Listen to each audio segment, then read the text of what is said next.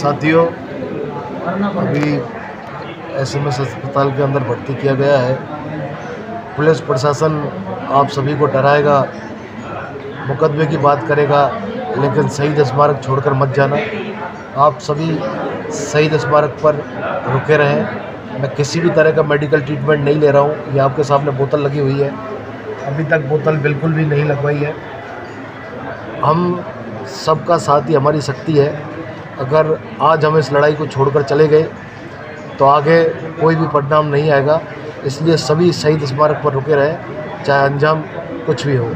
धन्यवाद। नमस्कार साथियों, जो यूटीवी के मामले को लेकर 28 मार्च को हमने अजमेर से पैदल यात्रा निकाली थी और एक इतना बड़ा जन सैलाब उमड़ा था और एक आंदोलन का रूप हमने दिया था।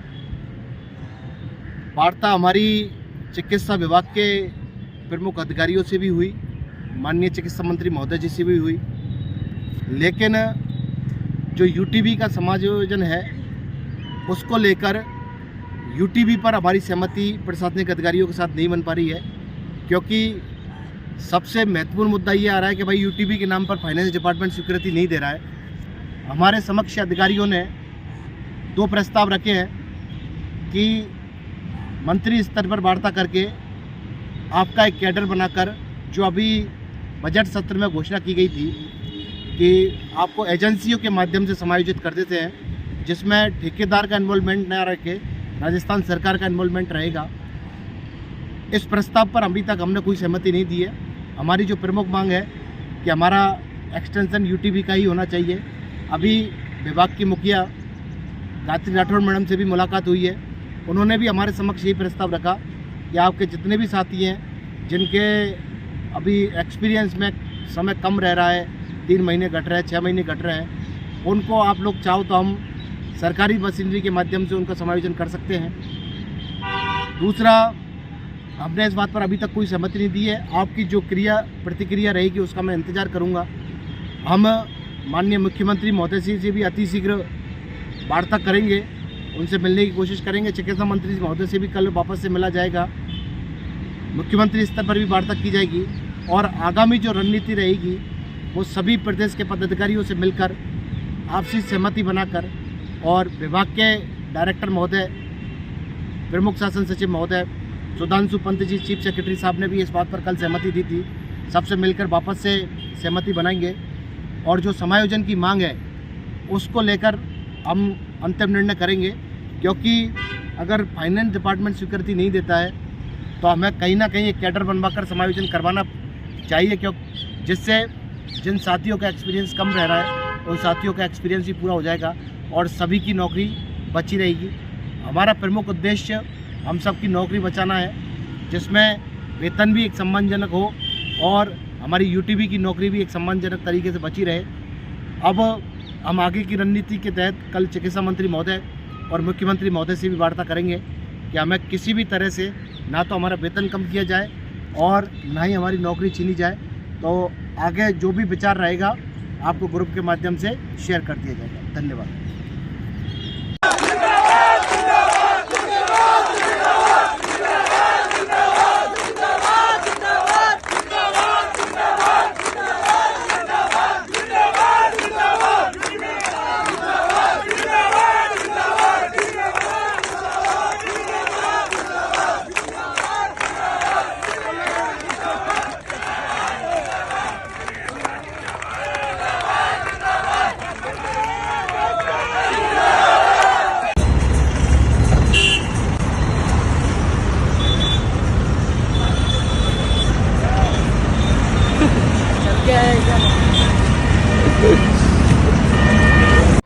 चार बज गए, 3 बज गए, तो चाय पीने के बहाने से, पानी पीने के बहाने से आप निकल जाओ कहीं ना कहीं। आज आप लोग निकल गए ना तो फिर दोबारा भूल जाना कि आप लोगों को कहीं ना कहीं जीत मिलेगी या कोई आपके लिए संघर्ष करेगा। ये अंतिम क्षण था। जितना अपन लोगों को प्रयास करना था यूटीवी के लिए, उतना अपन लोगों ने प्रयास किया और प्रयास भी हद से ज़्यादा अपन ने किया है।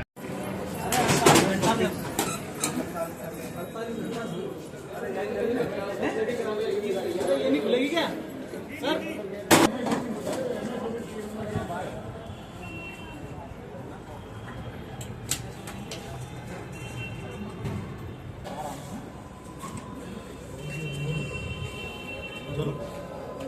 पवन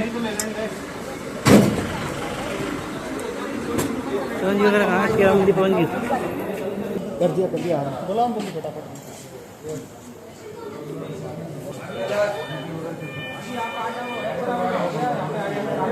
राजस्थान से यूटीवी पर जो कार्यरत कर्मचारी है, नर्सिंग ऑफिसर, फार्मासिस्ट, पैरामेडिकल और हमारे एएनएम कार्यकर्ता, सरकार की जो तानाशाही चल रही है, हम समस्त कर्मचारी कोविड वैश्विक महामारी से कार्य कर रहे थे।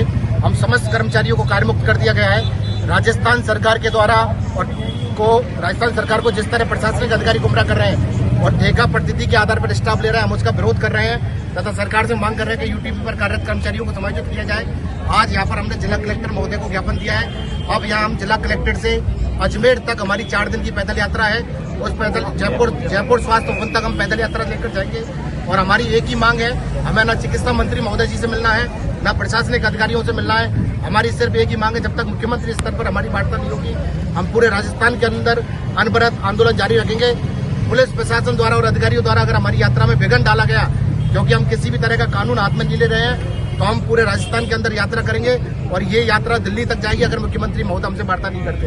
लगभग कितने कर्मचारी? हम लगभग 50 कर्मचारी यहाँ से यात्रा के लिए रवाना होंगे और 1 अप्रैल को हजारों की संख्या में स्वास्थ्य भवन पर महापड़ाव करेंगे, जिसकी समस्त जिम्मेदारी प्रशासनिक अधिकारियों की होगी, क्योंकि प्रशासनिक अधिकारी अपनी पद का दुरुपयोग करते हुए कर्मचारियों को और सरकार को गुमराह कर रहे हैं कि हमारे पास पद रिक्त नहीं है। लेकिन राजस्थान के अंदर जो ठेका पद्धति चलाई जा रही है, ठेके के आधार पर स्टाफ लिए जा रहे हैं। अभी अजमेर सीएमएचओ के माध्यम से भी वैकेंसी निकाली गई है कॉन्ट्रैक्ट बेस पे, उसको तुरंत प्रभाव से रोका जाए और जितने भी हमारे यूटीपी कर्मचारी हैं उनको रिक्त पदों पर समायोजित करते हुए उनका एक कैडर बनाया जाए और उनको एनएचएम में शामिल किया जाए। गिरीश शर्मा, अध्यक्ष राजस्थान यूटीपी कार्मिक फार्मासिस्ट, पैरामेडिकल और हमारे एएनएम कार्यकर्ता, सरकार की जो तानाशाही चल रही है, हम समस्त कर्मचारी कोविड वैश्विक महामारी से कार्य कर रहे थे। हम समस्त कर्मचारियों को कार्यमुक्त कर दिया गया है। राजस्थान सरकार के द्वारा राजस्थान सरकार को जिस तरह प्रशासनिक अधिकारी गुमराह कर रहे हैं और ठेका पद्धति के आधार पर स्टाफ ले रहे हैं, हम उसका विरोध कर रहे हैं तथा सरकार से मांग कर रहे हैं कि यूटीपी पर कार्यरत कर्मचारियों को समायोजित किया जाए। आज यहाँ पर हमने जिला कलेक्टर महोदय को ज्ञापन दिया है। अब यहाँ हम जिला कलेक्टर से अजमेर तक हमारी 4 दिन की पैदल यात्रा है। उस पैदल जयपुर स्वास्थ्य भवन तक हम पैदल यात्रा लेकर जाएंगे और हमारी एक ही मांग है, हमें न चिकित्सा मंत्री महोदय जी से मिलना है, न प्रशासनिक अधिकारियों से मिलना है। हमारी सिर्फ एक ही मांग है, जब तक मुख्यमंत्री स्तर पर हमारी वार्ता नहीं होगी, हम पूरे राजस्थान के अंदर अनवरत आंदोलन जारी रखेंगे। पुलिस प्रशासन द्वारा और अधिकारियों द्वारा अगर हमारी यात्रा में विघ्न डाला गया, क्योंकि हम किसी भी तरह का कानून हाथ में नहीं ले रहे हैं, तो हम पूरे राजस्थान के अंदर यात्रा करेंगे और ये यात्रा दिल्ली तक जाएगी अगर मुख्यमंत्री महोदय हमसे वार्ता नहीं करते। लगभग कितने कर्मचारी? हम लगभग 50 कर्मचारी यहाँ से यात्रा के लिए रवाना होंगे और 1 अप्रैल को हजारों की संख्या में स्वास्थ्य भवन पर महापड़ाव करेंगे, जिसकी समस्त जिम्मेदारी प्रशासनिक अधिकारियों की होगी, क्योंकि प्रशासनिक अधिकारी अपनी पद का दुरुपयोग करते हुए कर्मचारियों को और सरकार को गुमराह कर रहे हैं कि हमारे पास पद रिक्त नहीं है। लेकिन राजस्थान के अंदर जो ठेका पद्धति चलाई जा रही है, ठेके के आधार पर स्टाफ लिए जा रहे हैं। अभी अजमेर सीएमएचओ के माध्यम से भी वैकेंसी निकाली गई है कॉन्ट्रैक्ट बेस पे, उसको तुरंत प्रभाव से रोका जाए और जितने राजस्थान के अंदर यूटीपी पर कर्मचारी थे, कोरोना वैश्विक महामारी से लगातार कार्य कर रहे थे, अत्यंत अल्प वेतन में हमारी एएनएम बहनों ने, फार्मासिस्ट से पैरामेडिकल कर्मचारियों ने कार्य किया था। आज सरकार का मतलब निकल जाने के बाद हम सबको कार्यमुक्त कर दिया गया है, जबकि हमने कई बार जयपुर के अंदर धरने किए, कई बार प्रदर्शन किया। हमने लगातार सरकार से मांग की, अधिकारियों द्वारा सरकार को गुमराह किया गया कि हमारे पास पद रिक्त नहीं है। लेकिन आज सरकार के द्वारा ठेका पद्धति के आधार पर स्टाफ दिया जा रहा है। अभी अजमेर सीएमएचओ के अंदर भी कल टेंडर निकाला गया कि भाई ठेके पर आप स्टाफ रखिए। तो मैं सरकार से मांग करता हूँ कि संविदा कर्मचारियों को निकालकर संविदा पर भी भर्ती करना ये कहाँ का न्याय है। हमने उस परिस्थितियों में काम किया था जब भाई भाई से मिलने में डरता था, पिता बच्चों से मिलने में डरता था। उस समय सरकार ने हमारे ऊपर हेलीकॉप्टर से, जो राजधानी का हृदय कहा जाता है, एसएमएस जैसे अस्पताल पर पुष्प वर्षा की थी। आज हमें इस हालात में छोड़ दिया है कि हम अपनी मांग तक कहीं नहीं रख सकते। उससे बेहतर होकर हम पूरे राजस्थान से यहाँ पर एकत्रित हुए हैं और आज अजमेर से हम एक न्याय यात्रा निकाल रहे हैं जो 4 दिन तक लगातार पैदल चलेगी। इस गर्मी के माहौल में हमारी सभी महिला स्वास्थ्य कार्यकर्ता आई हुई है जो छोटे छोटे बच्चों के साथ यहाँ पर है। सरकार को जिस तरह अधिकारी गुमराह कर रहे हैं, हम एक ही मांग सरकार के समक्ष रख रहे हैं कि यूटीपी का कैडर बनाकर रिक्त पदों पर समायोजित किया जाए या एनएचएम के अंदर मर्ज किया जाए। जब तक हमारी वार्ता मुख्यमंत्री स्तर पर नहीं होगी, हम लगातार अनवरत 4 दिन तक लगातार जयपुर के अंदर राजधानी की तरफ कूच करेंगे। हटाने के पीछे मकसद ये था सर कि इनको क्वालिटी नहीं चाहिए, हेल्थ के अंदर जो क्वालिटी दे रहे थे वो नहीं चाहिए, इनको ठेका पद्धति चाहिए। क्योंकि 7,000 रुपये में जिस तरह से एक ठेका कर्मी एक कर्मचारी का शोषण करता है वो सरकार के लिए ज़्यादा जरूरी है, बजाय जनमानस के लिए जो सुविधाएं दी जाती हैं उससे ज़्यादा। पैरामेडिकल के अंदर जो कर्मचारी थे उनको पहले कार्यमुक्त किया गया, ANM को कार्यमुक्त किया गया, आज राजस्थान के अंदर नर्सिंग ऑफिसर को कार्यमुक्त कर दिया गया है। आप पश्चिमी राजस्थान के अंदर जाके देखिए कितने सब सेंटर, कितनी PSC ऐसी हैं जिन पर ताला लग चुका है, और सरकार के अंदर जो प्रशासनिक अधिकारी हैं वो अपने नंबर बढ़ाने के लिए आगे बंद करके मुख्यमंत्री जी को गुमराह कर रहे हैं और चिकित्सा मंत्री जी को गुमराह कर रहे हैं। बिल्कुल आपने सुना कि सबसे बड़ा रीजन सरकार के अंदर जो प्रशासनिक अधिकारी बैठे हैं और जिस तरह से ब्यूरोक्रेट साबित हो रही है वो सरकार को गुमराह कर रहे हैं कि सर हमारे पास पद रिक्त नहीं है। लेकिन आप देख सकते हो कि UTP कर्मचारियों को आधार कर ठेका पद्धति के आधार पर स्टाफ को भर्ती किया जा रहा है, क्योंकि एक ठेका कर्मचारी 7,000 रुपये में कर्मचारी को भर्ती था, उनका शोषण किया। हम उस समय से सरकार के साथ कार्य कर रहे थे जब एक भाई से मिलने में डरता था, पिता बच्चों से मिलने में डरता था। उस समय सरकार के द्वारा हमारे ऊपर कुछ परसेंट की गई, लेकिन आज हजारों की संख्या में पद रिक्त होने के बाद भी कर्मचारियों की सेवाएं समाप्त कर दी गई हैं, क्योंकि पूर्व सरकार के द्वारा हमारा वेतन बनाया गया था। हम पिछले 6 से 1 साल से लगभग सरकार से मांग कर रहे हैं कि संविदा सेवा नियम 2022 जो बनाया गया है उसमें UTP कर्मचारियों को शामिल किया जाए और जितने भी रिक्त पद हैं उन पर कर्मचारियों को शामिल किया जाए। लेकिन सरकार और अधिकारी को ध्यान नहीं दे रहे हैं। आज हम अजमेर में जिला कलेक्टर महोदय को ज्ञापन दिया है। अब यहाँ से हम UTP कर्मचारी न्याय यात्रा लेकर जयपुर जाएंगे और राजधानी के अंदर हम 4 से 5,000 कर्मचारी हैं, जिसमें nursing officer, ANM, pharmacist, lab technician, lab सहायक, रेडियोग्राफर सारे कर्मचारी हैं जिन्होंने कोविड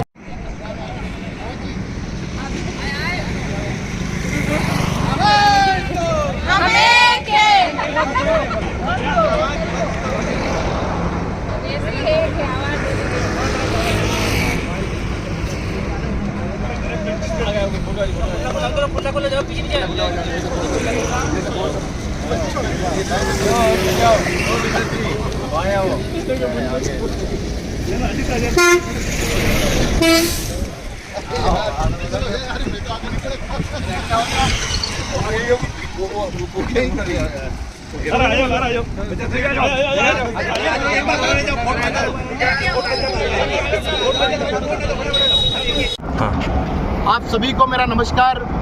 राजस्थान के अंदर जितने भी नर्सेज नेता हैं और जितने भी पैरामेडिकल कर्मचारियों के नेता और जितने फार्मासिस्ट के नेता हैं, आज मैं उन सबसे आह्वान करता हूं कि राजस्थान UTP पर जो हजारों की संख्या में कर्मचारी कार्यरत थे, आपके छोटे भाई बहन जो कार्यरत थे, आज उनके साथ जिस तरह का सौताला व्यवहार सरकार कर रही है उसके विरोध में मैं हमारे क्रांतिकारी साथियों के साथ अजमेर कलेक्ट्रेट से पैदल न्याय यात्रा के लिए निकला हूँ।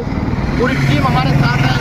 मैं आप सभी से आह्वान करता हूँ कि जितने भी नियमित कर्मचारी हैं और जितने भी नियमित कर्मचारियों की यूनियन है, आप सरकार तक हमारी बात पहुँचाइए। आप काली पट्टी बांधकर कार्य कीजिए। हम हमेशा से UTP कर्मचारियों ने आपको कंधे से कंधा मिलाकर दूसरी बात, सरकार के अंदर जितने भी प्रशासनिक अधिकारी बैठे हैं और जो तानाशाही कर रहे हैं उनकी तानाशाही को बिल्कुल बर्दाश्त नहीं किया जाएगा। ये 4 दिन की न्याय यात्रा है। मैं राजस्थान के मुख्यमंत्री महोदय से अपील करता हूँ कि आप 29 और 30 तारीख को जो राजस्थान के अंदर रोजगार मेले लगा रहे हो, आज हजारों की संख्या में यहाँ माताएं, बहनें और कर्मचारी बेरोजगार आपने कर दिए हैं, इनके साथ न्याय कीजिए, पक्षपात नहीं किया जाए। अगर हमारी मुख्यमंत्री स्तर तक वार्ता नहीं हुई तो हम इस यात्रा को लेकर दिल्ली तक जाएंगे, जिसकी समस्त जिम्मेदारी प्रशासनिक अधिकारियों की होगी। जितने भी नियमित कर्मचारियां हैं, जितनी भी यूनियन है, उनसे मेरी हाथ जोड़कर अपील है कि आप अपने छोटे भाइयों का साथ दीजिए और राजस्थान के जिस कोने तक मेरी UTP कर्मचारियों तक आवाज़ जारी है, मेरा आप सभी से आह्वान है कि हर जिले के अंदर आप ज्ञापन लगाइए, हर जगह के अंदर मीडिया तक आप खबर पहुँचाइए। धन्यवाद।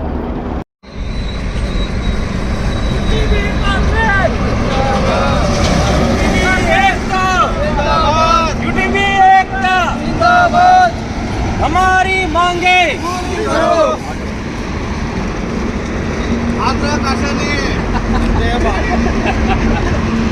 अरे हालમાં મોબાઈલ ચાર્જિંગ જ કરો ગાડી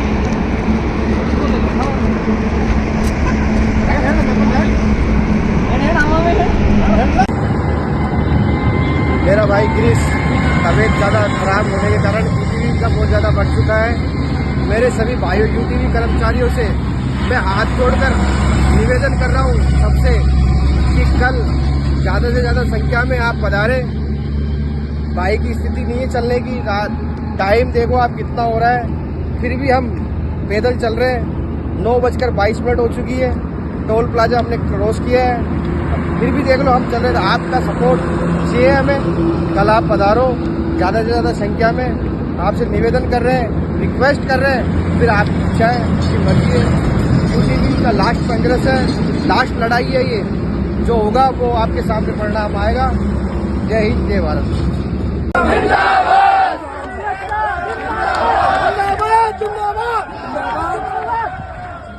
आराम से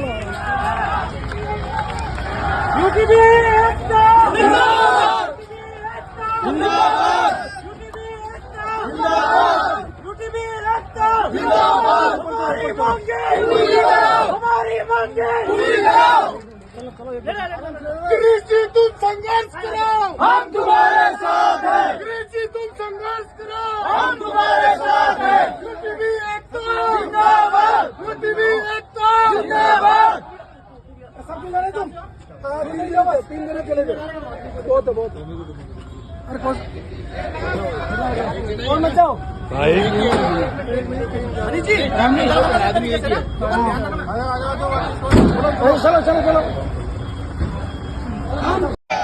जय श्री राम, जय जय श्री राम, जय श्री राम, जय श्री राम। हर हर महादेव, हर हर महादेव, हर हर महादेव।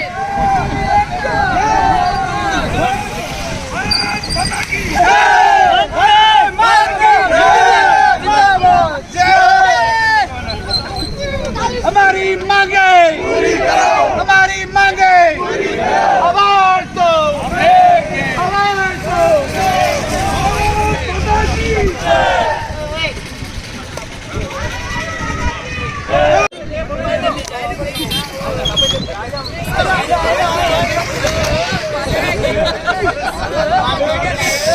जगदीश जी हमारी मांगे पूरी करो, हमारी मांगे पूरी करो। आवाज दो, हम एक हैं, आवाज दो, हम एक हैं। हम हमारा हक मांगते नहीं, किसी से भीख मांगते। हम हमारा हक मांगते नहीं, किसी से भीख मांगते। यूटीवी एकता जिंदाबाद, भारत माता की, भारत माता की। आवाज दो, मांगते भीख मांगते फिलहाल तो यूटीवी एकता जिंदाबाद, आवाज दो। ग्रुपों के माध्यम से भी हमने बताया था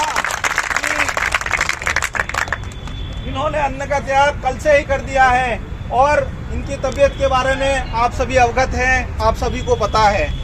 आज से इन्होंने जल छोड़ने का भी प्रयत्न किया है कि भाई जल का भी त्याग करेंगे और जब तक इन यूटीवी साथियों को न्याय नहीं मिलेगा तब तक हमारे साथ रहेंगे, ये इन्होंने घोषणा करी है। मैं आपको बता दूं, कोई लीडर नहीं होता है। अगर इस यूटीवी का समायोजन हो भी जाता है तो गिरीश जी को इससे कुछ फायदा नहीं है। कुछ लोग कहते हैं ना ग्रुपों में, गिरीश जी ऐसे करते हैं, गिरीश जी ये करते हैं। मैं आपको बता दूं, अगर इस यूटीवी का समायोजन हो जाता है सभी कैडरों का, तब भी गिरीश जी को बेनिफिट नहीं मिलेगा, इसका लाभ नहीं मिलेगा। इस ग्रुप में जो बोलते हैं मैं उनको बता दूं, अपने आप ही आ जाएंगे। मैं आपको अवगत करा दूं इस चीज से। बहुत सौ के दिमाग में गलतफहमी चल रही है कि गिरीश जी को कुछ फायदा हो रहा होगा जो नया यात्रा में चल रहे हैं। दूसरी कड़ी में मैं हमारे डूंगरपुर के साथी कौशिक जी पंड्या का भी धन्यवाद करना चाहूंगा कि इन्होंने आगे होकर के इस न्याय यात्रा को मजबूत कड़ी देने के लिए भरसक प्रयत्न किए हैं। हमारी जो टीम थी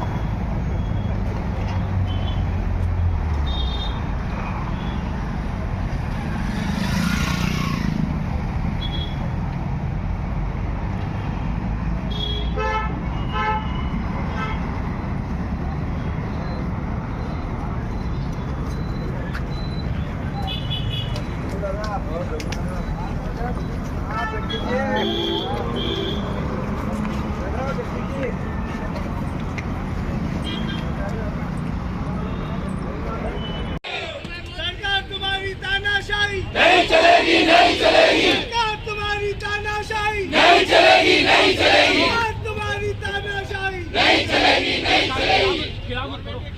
अभी नहीं है, 4 बज गए 3 बज गए तो चाय पीने के बहाने से, पानी पीने के बहाने से आप निकल जाओ कहीं ना कहीं। आज आप लोग निकल गए ना तो फिर दोबारा भूल जाना कि आप लोगों को कहीं ना कहीं जीत मिलेगी या कोई आपके लिए संघर्ष करेगा। ये अंतिम क्षण था। जितना अपन लोगों को प्रयास करना था यूटीवी के लिए उतना अपन लोगों ने प्रयास किया और प्रयास भी हद से ज्यादा अपन ने किया है। और जोर से बोलो, जोर से बोलो।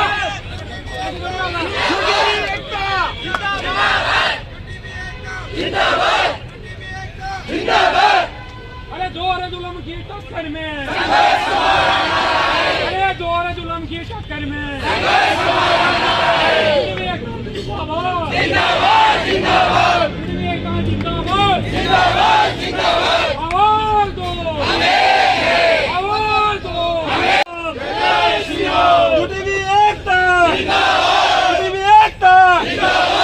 भैया 5 दिन पैदल यात्रा करके आया हूँ, तब भी बोल रहा हूँ आपकी आवाज वहाँ तक जानी चाहिए। ये आखिरी संघर्ष है यूटीवी का, सुन रहा है बात। फिर कोई नहीं आएगा गिरिजी जैसा नेता आगे, घर पे बैठ पे वही लूडो खेलना है। ध्यान है तो एक बार सरकार तक आवाज जानी चाहिए। जय जय श्री राम, जय जय श्री राम, यूटीवी एकता, यूटीवी एकता। मेडिकल कॉलेज के जो डॉक्टर है वो दवाई बांट नहीं सकते हैं, ऐसा सरकार का नियम है। मेडिकल सरकार के द्वारा किया जा रहा है। एक तरफ जहाँ प्राइवेट मेडिकल कॉलेज जहाँ लगे हुए हैं वहाँ पर हर महीने डीसीओ की तरफ से जाँच की जाती है, की तरफ से जाँच की जाती है, और जहाँ मुख्यमंत्री निःशुल्क दवा योजना जो पूरे राजस्थान का जो मॉडल था पूरे देश के लिए एक तरह से मॉडल बना हुआ था। उसके अंदर जो काम कर रहे हैं जो फार्मासिस्ट है, लोग बेरोजगार करके नियमों का भी उल्लंघन कर रहे हैं। आपको नहीं लगता कि ये बताती है कि सरकार तो खुद में उलझ कर रह गई है और आपका मामला भी कांग्रेस और लगातार सरकारों के बीच में उलझ कर रह गया। पूरा प्रेशर पड़ता है राजस्थान को, लोग सरकार और पूरी सरकार को पूरा भरोसा है, क्योंकि एक पिता अपने बच्चे के साथ कभी इस तरह हर तरीके का व्यवहार नहीं करता है। मुझे पूरा पूरा भरोसा है और सरकार पर मुझे पूरा भरोसा है। कहीं न कहीं अपराध किया जा रहा है कि पद रिक्त नहीं है, परमानेंट मेरा मानना है अपने देश को एक परिवार मानते हैं, और जब परिवार का एक छोटा सा बच्चा अगर होता है तो अपनी माँ उसे उसकी रक्षा करती है, बेटा उसकी रक्षा करता है। इसी तरह हमारे मोदी जी इन बेरोजगारों को वापस से न्याय दिलाएंगे और रोजगार की दिशा में अग्रसर करेंगे, ऐसी पूरी कामना है। लेकिन एक वक्त था जब सचिन पायलट को अजमेर से लेके आपको याद होगा राजस्थान में, और आपको लगता है क्या पायलट से लेके हनुमान केजरीवाल से लेके किरोड़ीलाल मीणा जो जन के नेता माने जाते हैं, क्या उनसे उम्मीद नहीं कर रहे इस मामले में? क्या आप लेके नहीं गए इस मामले के अंदर? पहला ऐसा मामला है जिसमें गुजरात के 3 एमएलए ने ये बात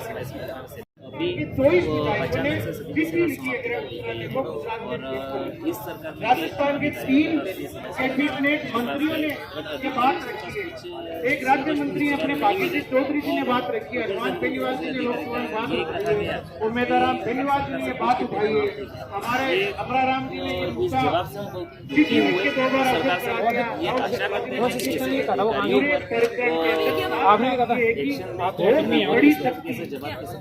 तो जिस तरीके से इनके साथ अन्याय हो रहा है, हम इस वीडियो के माध्यम से उस सरकार पर जिसकी जान बड़ी दूर रह गई है, ये आवाज हमारे प्लेटफॉर्म के माध्यम से भी उठाते हैं कि जल्द से जल्द इनको न्याय मिले।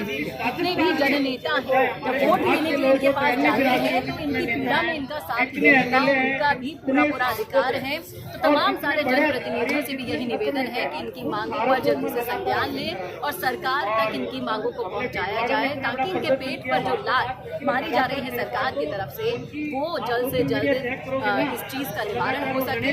कैमरामैन करण के साथ वहाँ मीटिंग भी की है 5 दिन पहले, उसके पिता ने कहा कि यहाँ का और सुबह जब पिता इनके पास में जाता है बच्चा गायब है।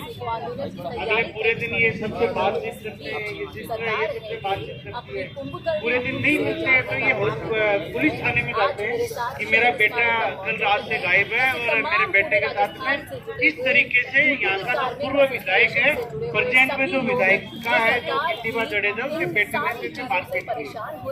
पुलिस वाले मामला भी दर्ज करते हैं। 4 तारीख को पुलिस के पास में चक्कर काटते हैं, वहाँ जाते हैं तो कोई सुनवाई नहीं होती। तो 4 तारीख को शाम को हम लोग एसपी के पास में जाते हैं, डीजीपी के पास में जाते हैं, राज्यपाल को ज्ञापन देते हैं, हम लोग हर जगह मेल करते हैं। उसके बाद में वहाँ का एसपी इनको ये कहता है कि चलो आपकी मैं रिपोर्ट दर्ज कर लेता हूँ। तो 5 तारीख को इस मामले में रिपोर्ट दर्ज होती है। रिपोर्ट होती है, सिर्फ गुमशुदगी की रिपोर्ट दर्ज होती है। उसके बाद में शाम तक हम लोग कहते हैं कि साहब मारपीट हुई, तो वो विधायक जो एसपी बोलता है इनको कि यार तू विधायक का नाम क्यों ले रहा, बहुत पावरफुल लोग हैं, तेरा बेटा मैं ढूंढ दूंगा। 6 तारीख को सुबह रतन लाल जी के पास में एसपी का फोन आता है, उसका पूरा रिकॉर्डिंग हमने मीडिया को दिया है, हर जगह एविडेंस पे दिया है। रिकॉर्डिंग में साफ साफ एसपी कह रहा है कि यार रतन लाल जी आपका बेटा मैं ढूंढ के दे रहा हूँ, आपका बेटे को मैंने ट्रेस कर लिया है, तू चिंता मत कर, और तेरा बेटा जो मंदिरों में यहाँ जाता है, तेरा बेटा साबित करना चाहती है पुलिस, लेकिन रतन लाल जी ने साफ बोल दिया लेकिन आप मेरा बेटा ढूंढ के दे दो। उन्होंने बोला बेटा ट्रेस कर लिया तो चिंता मत। अब शाम को वही पीआई बोल रही इनके पिताजी को सरकार को इन मांगों पर ध्यान देना होगा। आप क्या कहना चाहते हैं सरकार के पिताजी को लेके जा रहे हैं सिक्कर और दर्शनों के अंदर कि यार सिक्कर बस ट्रेन पे ढूंढता है। 8 तारीख को हम लोग फिर जाते हैं कि यार कहाँ गया ढूंढो, तो वो कह रहे हैं कि नहीं मैं लगा हुआ हूँ। तो इतने में क्या कि जो वहाँ के जयराज सिंह जडेजा के जो सपोले हैं, जो उसके आस पास वाले साहब आप यहाँ चक्करों में लगाया था, ऐसी तो यहाँ 15-20 घटनाएं हो रही और वो लोग कहते हैं कि साहब इनके चक्कर में आपका बेटे को मार दिया। सभी पैरामेडिकल स्टाफ 2 तारीख को वहाँ से 3 ये जाते हैं वहाँ पे हटा रहे हैं और नए संविधान तो वहाँ सेवा करने के बाद अगर बेरोजगार कर दिया जाए तो लोगों की क्या हमारे साथ काफी बड़ी संख्या में माताएं बहनें अपने छोटे छोटे बच्चों को लेकर यहाँ पर आई। हमने भी सरकार को काफी अपने माध्यम से अवगत कराया कि हमारे कैडर में ये समस्याएं आ रही हैं, हमारा एक्सटेंशन बढ़ा दिया जाए। तो सभी सरकारी कर्मचारियों ने एक्सटेंशन बढ़ाया, पर फाइनली उन्होंने धीरे धीरे करो राज करो अपना डालो राज करो। 3 तारीख को बच्चा सुबह गायब होता है, हमारे रेडियोग्राफर कैडर जो 4 तारीख को सुबह मोर्चे के अंदर डेड बॉडी लगती है और वो वहाँ के सिविल हॉस्पिटल सबसे बड़ा बॉडी का अलग जो मेडिकल इन्वेस्टिगेशन होता है उसके बॉडी के 22 मैं बताना चाहूँगा कि फार्मेसी एक्ट लेकर के सभी जिलों में कलेक्टर साहब को चेतावनी के माध्यम से हमें घोषित किया था कि 28 मार्च से हम यूपी न्याय यात्रा अजमेर जिले से पैदल निकालकर शहीद स्मारक तक पहुँचेंगे। इसी कड़ी में हम सब लोगों ने यूपी की न्याय पैदल यात्रा अजमेर जिले से प्रारंभ करते हुए पहले दिन हमने किशनगढ़, दूसरे दिन तीसरे दिन बदलू और चौथे दिन 200 फीट की न्यायपूर्ण यात्रा करते हुए आज हमारा सभी कैडर का जो लहरा है वो आज यहाँ पर एकत्रित हुआ। हम सभी यूटीबी कार्मिकों की यही मांग है कि हम सभी यूटीबी कार्मिकों का रिक्त पद पर समायोजन किया जाए। ये वही यूटीबी कार्मिक है जो कोरोना काल से अपनी सेवाएं दे रहे हैं। कोरोना काल का वह समय जिसमें एक पिता अपने पुत्र के पास जाने से और एक पुत्री अपने माता के पास जाने से डरती थी कि कहीं मुझे कोरोना नहीं हो जाए। इस कोरोना काल की अवधि और कोरोना के बाद भी इन सभी पैरामेडिकल स्टाफ ने अपनी निस्वार्थ भाव से सेवाएं प्रदान की हैं और आज ये सरकार इनको फूट डालो राजनीति करो ऐसी नीति से एक एक कैडर को बेरोजगार करती जा रही है। सबसे पहले हमारे लैब टेक्नीशियन जो लैब सहायक रेडियोग्राफर थे उनकी सेवाएं समाप्त करी गई। अगले महीने नर्सिंग ऑफिसर, फिर अगले महीने एनएम और फिर फार्मासिस्ट की सेवाएं समाप्त कर दी। सरकार का कहना है कि हमने परमानेंट पदों पर भर्ती की है। मेरा सरकार से यही निवेदन है कि परमानेंट भर्ती करने के बाद भी बहुत सी जगह रिक्त पद खाली है या उन रिक्त पदों पर हम सभी यूटीबी कार्मिकों का समायोजन किया जाए या यूटीबी कार्मिकों का अलग से कैडर बना करके उनको समायोजित किया जाए। CSR रूल्स में भी हम यूटीबी कार्मिकों को शामिल किया जा सकता है। सरकार के पास बहुत रास्ते हैं। पूर्व में भी हमने बहुत सारे ज्ञापनों के माध्यम से हमारे जो सरकार के जितने भी अधिकारी थे उनको ज्ञापन प्रस्तुत किए और हमारी जो प्रॉब्लम्स थी उनको शेयर करी, पर अधिकारियों द्वारा हमारे प्रति क्या दुश्मनी है जो वास्तविकता से सरकार को इस मामले में अवगत नहीं कराया जा रहा है। इस तरह का आगे क्या कुछ रणनीति बनाई जाएगी? आगे की कड़ी में हमारे एक साथी गिरीश कुमार शर्मा जो कि 2 दिन से अन्न त्याग और जल त्याग में चल रहे थे, उनकी तबीयत अचानक खराब होने से उनको हॉस्पिटल रेफर करा गया है। आगे की रणनीति में सरकार से हमारी यही मांग है कि जब तक सरकार और मुख्यमंत्री हमसे वार्ता नहीं करते हैं तब तक हम हमारे न्याय के लिए हम 4 दिन 5 दिन पैदल चल के आए हैं। तो जब तक हमें न्याय प्रेषित नहीं होता है, न्याय नहीं मिलता है, तब तक यूटीबी कर्मचारी यहाँ पर अपना पड़ाव डालेंगे और अगर हमें सही न्याय नहीं मिलता है तो हम आगे दिल्ली की ओर कूच करने का भी हमने निर्णय लिया है। सरकार से विनम्र आग्रह है कि इन यूटीबी कर्मचारियों का समायोजन करें ताकि हर परिवार बेरोजगार होने से बचे और इनके घर रोशन हो सके।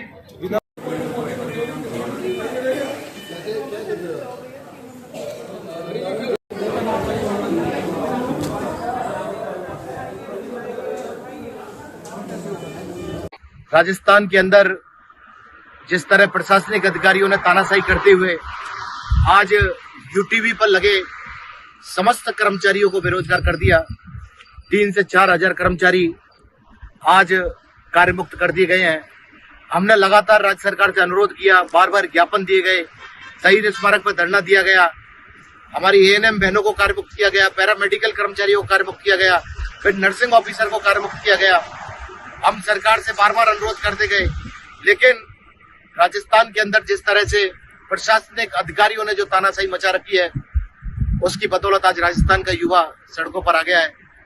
पिछले 2 दिन से राजस्थान के अंदर रोजगार मेले लगाए जा रहे हैं, लेकिन हम 28 मार्च 2025 से अजमेर संभाग से विरोध प्रदर्शन के बाद पैदल न्याय यात्रा लेकर जयपुर के लिए रवाना हुए हैं कि शायद राजस्थान के संवेदनशील मुख्यमंत्री महोदय भजनलाल जी साहब हमारी पीड़ा को समझेंगे।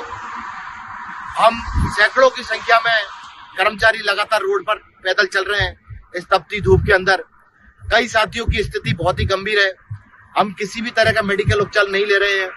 हमारी सरकार से एक ही मांग है, हमें मुख्यमंत्री स्तर तक वार्ता करनी है। मैं लोकतंत्र का चौथा स्तंभ कही जाने वाली मीडिया के माध्यम से अपील करता हूं कि कल 31 मार्च 2025 से मैं गिरीश शर्मा भूख हड़ताल के साथ यात्रा की शुरुआत करूंगा। आज हमारी यात्रा बगरू पहुंचेगी, अभी हम बगरू से और दूदू के बीच में हैं। कल से मैं अन्न का त्याग कर दूंगा और जब तक मुख्यमंत्री स्तर पर वार्ता नहीं होगी, जब तक मेरी भूख हड़ताल लगातार जारी रहेगी। अगर फिर भी सरकार सुनवाई नहीं करती है तो मैं अन्न और जल दोनों का त्याग करूंगा। ये सब मेरे वो साथी हैं जो कहीं ना कहीं बीजेपी विचारधारा से जुड़े हुए हैं। ये सब मेरे वो साथी हैं जिन्होंने आज बीजेपी सरकार बनाई थी। ये सब वो मेरे साथी हैं जो भजनलाल सरकार से जुड़े हुए हैं। लेकिन राजस्थान के अंदर जो अधिकारी तानाशाही कर रहे हैं और जो माननीय मुख्यमंत्री महोदय और चिकित्सा मंत्री महोदय जी की जो छवि खराब की है, उसके विरोध में हम न्याय यात्रा निकाल रहे हैं। सैकड़ों की संख्या में 28 मार्च को हमारे साथ महिलाएं मौजूद थी जो हमारे साथ साथ न्याय यात्रा में चल रही हैं। लेकिन आज स्थिति इतनी गंभीर हो गई है कि कई लोग अस्पतालों के अंदर भर्ती हो गए, लेकिन किसी भी तरह का प्रस्ताव अभी तक सरकार के माध्यम से हमारे लिए वार्ता का नहीं आया है। मैं आप सभी के माध्यम से अपील करता हूं कि जब कल से हमारी जो भूख हड़ताल प्रारंभ हो रही है उसमें हमें किसी भी तरह का आश्वासन नहीं दिया जाए। हम माननीय मुख्यमंत्री महोदय जब तक हमें आश्वस्त नहीं करेंगे, हमारी रोजगार को वापस नहीं देंगे, तब तक हमारा आंदोलन और हमारी यात्रा यथावत जारी रहेगी। और मैं पुलिस प्रशासन का भी धन्यवाद ज्ञापन करता हूं कि आप हमारी बेरोजगारों की पीड़ा को समझ रहे हैं और पुलिस प्रशासन द्वारा भी हमें जो आत्मीय सहयोग मिला है उसका भी हम धन्यवाद ज्ञापन करते हैं। और जिस तरह से हम जब ज्ञापन देने गए थे और अधिकारियों द्वारा जो शब्द बोले गए थे, उन शब्दों को भी मैं आपके माध्यम से मुख्यमंत्री तक पहुंचाना चाहता हूं। जब हमने हमारे विभाग के मुखियाओं से कहा कि साहब हमने सरकार के लिए कोरोना जैसी महामारी में काम किया, कोविड में जब तत्कालीन सरकार द्वारा जिन कर्मचारियों के ऊपर पुष्प वर्षा की गई थी, आज उन सभी को आपने बेरोजगार करवा दिया। तो उन अधिकारियों द्वारा जो दबाव दिया गया कि आप क्या सरकार से पूछकर पैदा हुए, मैं माननीय मुख्यमंत्री महोदय से अपील करता हूं कि ऐसे अधिकारियों के ऊपर भी कार्रवाई होनी चाहिए जिन्होंने भारतीय जनता पार्टी की छवि खराब की है, जिन्होंने राजस्थान के मुख्यमंत्री की छवि खराब की है, जिन्होंने राजस्थान के चिकित्सा मंत्री की छवि खराब की है। क्योंकि देश के प्रधानमंत्री माननीय नरेंद्र मोदी जी साहब ने जब कोविड जैसी वैश्विक महामारी में देश का संबोधन किया था, तब कहीं ना कहीं संविदा कर्मचारियों की पीड़ा को समझा था और उन्होंने कहा था कि जो कर्मचारी कोविड जैसी महामारी में और देश के अंदर जितनी भी बीमारी है उसके अंदर कार्य कर रहे हैं, उन सबको कहीं ना कहीं इसका परिलाभ दिया